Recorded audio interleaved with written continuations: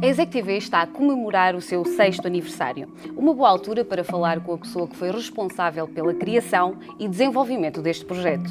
Francisco Amaral tem já uma longa carreira na área da comunicação social e é também professor na ESEC já há vários anos. A dada altura sentiu a necessidade de agitar as águas e decidiu então criar dentro da própria escola um projeto audiovisual. Francisco, como é que tudo isto se tornou possível? Não foi fácil, não pode calcular, Márcia. Começámos em 2003 com a ideia de transformar inicialmente uma sala de aula num estúdio de televisão e de criar uma estrutura produtiva em termos de audiovisuais, para vídeo, para televisão, que fosse de alguma forma um local onde os alunos pudessem praticar e onde pudessem de facto defrontar aquilo que é real e não só a teoria. Como foi possível? Está a perguntar como foi possível. Não foi fácil porque, obviamente, que foi necessário envolver meios que a escola não tinha e nós andámos um bocado por todo lado, não é? A buscar desde candeeiros até, enfim, as mais pequenas coisas, não é? Mas gradualmente conseguiu-se, talvez nos 2 primeiros anos, conseguiu-se de facto uma estrutura mínima. Começou tudo com um grupo de 12 estagiários, de que a Márcia fazia parte, estagiários curriculares, portanto, que estavam a fazer o estágio obrigatório do curso. E depois desses 12, escolhemos 4, que ficaram aqui como estagiários profissionais. E finalmente esses 4 passaram depois então a ter uma relação mais efetiva com a escola e efetiva também. Efetiva e que de alguma forma tem garantido a continuidade disto, mas é um projeto arrojado porque é um projeto muito complicado, porque de facto o meio é um meio caro, a televisão, o vídeo é um meio caro, não é um meio barato. E não é fácil dentro de uma escola que a própria escola, embora reconheça as potencialidades do projeto, fundamentalmente abdique eventualmente de algumas verbas para as canalizar para a ExecTV, o que também poderá não ser justo em relação a outras áreas. Portanto, é a luta que se mantém. Mas a dada altura há o salto para a RTP2. Como pessoa experiente na área, nunca houve o receio da equipa poder falhar, de ser um passo demasiado arriscado? Penso que não. Penso que houve uma fase em que inicialmente nós ExecTV, trabalhámos com a Coimbra Capital da Cultura. Foi em 2003 e inicialmente era um projeto mais vasto, depois acabámos por nos centrar um pouco mais só na cobertura da parte de música. Foram 3 meses e meio, talvez, e penso que nesse momento se definiu aquilo que se chama, ou que se pode chamar a linguagem da ExecTV, sei que há uma linguagem da ExecTV. Não há nisto que estamos aqui a fazer em estúdio, porque não temos também um estúdio tão sofisticado quanto isso, não é? Mas já há um estilo próprio? Mas eu acho que há um estilo próprio que foi definido nessa altura. Um estilo próprio que não foi definido. Foi desenvolvido largamente por vocês depois, mas acho que foi definido na altura em que fizemos a cobertura da Coimbra Capital da Cultura 2003, nessa fase dos estágios curriculares.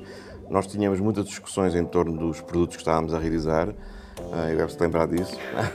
E essas discussões não tinham só a ver com os meios e como é que havíamos de utilizar os meios, tinham muito a ver com aquilo que era o formato, quer dizer, como criar um estilo próprio. E obviamente não descobrimos nada de especial ou de extraordinário, mas criámos um estilo.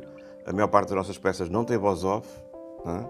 E portanto há uma certa tentativa de criar ou de trabalhar com o lado estético, não é? Que nos afasta um bocado da informação e que nos remete para aquilo que é genericamente dito um magazine, não é? Mas há peças, algumas delas, e se calhar até hoje em dia já há muitas, que são pequenas peças com um valor estético muito grande. A partir do momento que propusemos à RTP2 colocar um programa no ar dentro do espaço Universidades, que aliás é um espaço, uma ideia brilhante, de facto, que penso que deve ser mantida e acarinhada, e é possível até alargada, não é? A partir desse momento não tínhamos outra hipótese. Tínhamos que ir para o ar e não podíamos apresentar um produto que, digamos, que pudesse ser um produto demasiadamente escolar, digamos assim. E eu penso que inicialmente havia uma coisa ou outra em que essa componente escolar ainda era visível, mas rapidamente se ultrapassou. Este foi um projeto que inicialmente foi criado com o objetivo central de englobar os alunos, a participação deles. De que forma é que o projeto funciona como uma mais-valia, efetivamente, para os alunos?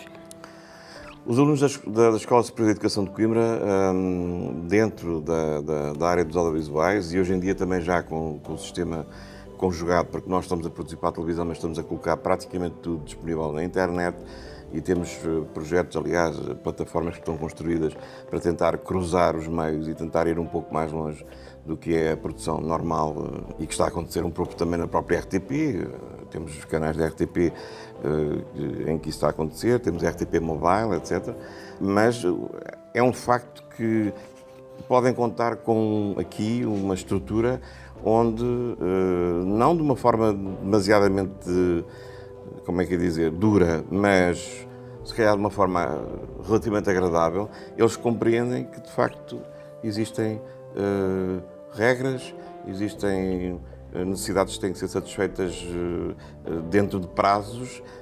Nada daquilo que normalmente é muito escolar, que é se não se faz hoje, faz amanhã, aqui é possível. Tem que se cumprir prazos, tem que se fazer contactos, tem que se trabalhar no dia a dia, exatamente como para um canal de televisão ou como uma empresa produtora de vídeo ou de imagem, como outra qualquer. E, portanto, é sempre uma mais-valia defrontar aquilo que é a realidade e não a simulação da realidade, porque essa é a grande diferença da ESEC TV. Este projeto não é propriamente a simulação da realidade.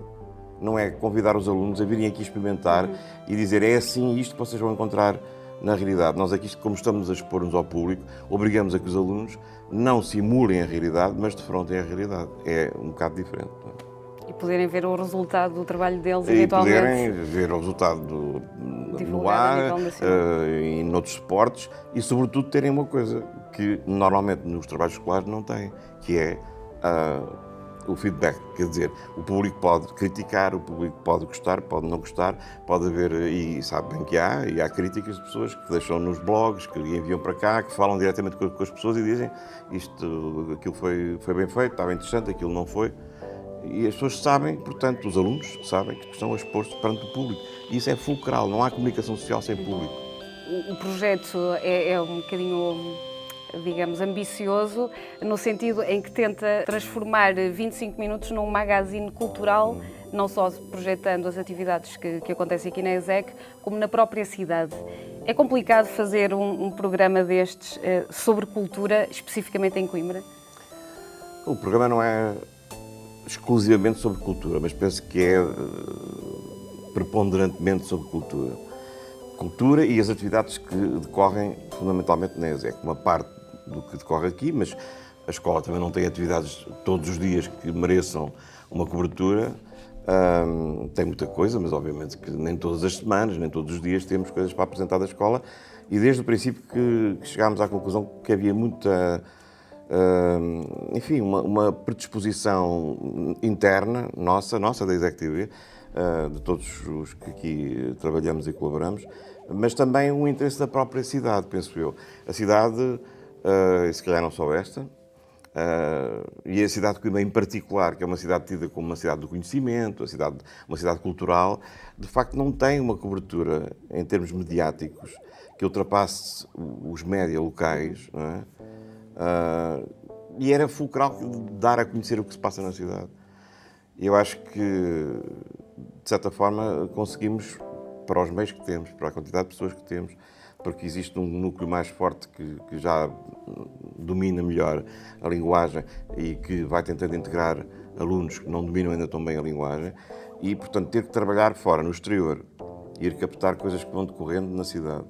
Fundamentalmente coisas culturais, de facto. Nós preocupamos-nos em cobrir espetáculos diversos, concertos, exposições, lançamentos de livros, etc. N coisas, não só as tradicionais formas de cultura ditas, que agora parece que só estamos a falar na questão do tradicional, mas há também algumas incursões por aquilo que é mais contemporâneo.